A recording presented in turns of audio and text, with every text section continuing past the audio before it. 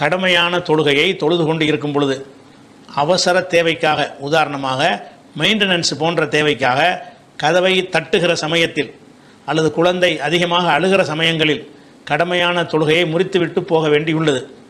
கடமையான தொழுகையை முறித்ததற்கு ஏதேனும் பரிகாரம் உள்ளதா அப்படின்னு கேட்குறாங்க. தொழுகையில் ஈடுபட்ட காரணத்தினால நான் ஊர் உலகத்தையெல்லாம் கவனிக்க மாட்டேன் அப்படின்ட்டு நடக்கிற மாதிரி இஸ்லாம் நமக்கு வழிகாட்டலை. குழந்தை அழுகுதுன்னு சொன்னால் குழந்தை என்ன தப்பு கண்டாலும் தெரியல நமக்கு. ஒரு ஏதாவது பூச்சி கீச்சி கடிச்சிருச்சா, வயிற்று வழியில் அழுகுதா, ஏதாவது நாயை கண்டு பயந்துருச்சா, என்னத்துக்கு குழந்தை அழுகுதுன்னு உங்களுக்கு தொழுகிற ஆளுக்கு தெரியாதுன்னா டக்குன்னு தொழுகை முடிச்சுட்டு பார்க்கத்தானே வேணும். தொழுகை முறித்தல் என்பது அதே மாதிரி தொழுதுட்டு இருக்கும்போதே விஷ ஜந்துக்களை கொள்ளுங்கலாம் அதிசயம் வருதில்ல. கொள்ளுன்னா தொழுகையை விட்டு தான் கொள்ள முடியும். அது தொழுகை முறிக்கிறது பிரச்சனை இல்லை. இந்த முறிக்கிறது ஒரு காரணத்தோடு தான் நீங்கள் முறிச்சிங்கன்னு சொன்னால் அது மார்க்கத்தில் குற்றம் கிடையாது. ஆனால் தொழுகையை ஸ்டார்டிங்லேயும் தொழுகணும்.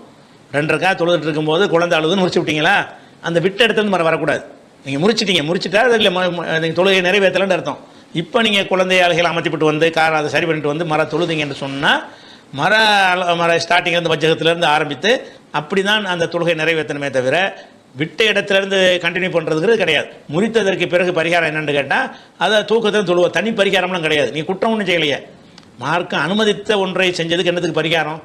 நல்லாவே அனுமதிச்சு தான், அல்லாஹ்வுடைய ரசூல் அனுமதிச்சு தானே இருக்கிறாங்க. அனுமதித்த ஒரு விஷயத்தை நம்ம செய்வதற்கு பரிகாரம் கிடையாது. ஆனால் என்ன செய்யணும்னு கேட்டால் அதை செய்யணும். அந்த இதை நிறைவேற்றி ஆகணும். அந்த ஒரு விஷயம் தான் அதில் இருக்கிறது.